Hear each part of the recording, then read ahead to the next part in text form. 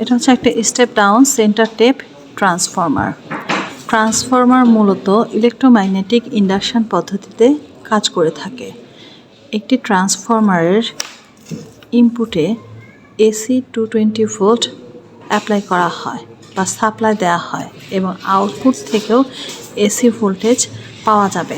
Transformer AC high ভোল্টেজকে AC লো ভোল্টেজে convert করতেছে, এই জন্য এই ট্রান্সফরমারটাকে স্টেপ ডাউন বলা হচ্ছে, অর্থাৎ সে সাপ্লাই ভোল্টেজটাকে ডাউন করে দিচ্ছে। সবসময় যে স্টেপ ডাউন ব্যবহার করা হয় তা না, প্রয়োজন অনুযায়ী বিভিন্ন ধরনের ট্রান্সফরমার ব্যবহার করা হয়।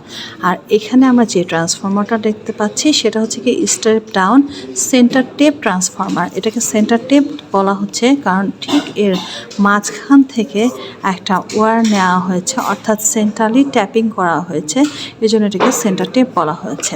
এই ট্রান্সফরমারের উপরে আমরা দেখতে পাচ্ছি লেখা আছে 9x2, অর্থাৎ এই ট্রান্সফরমারের ইনপুটে যখন আমরা এসি 220 ভোল্ট সাপ্লাই দিব তখন আউটপুট থেকে যদি এই যে প্রথমে এই দুইটা তার নিই তাহলে আমরা 9 ভোল্ট পাবো।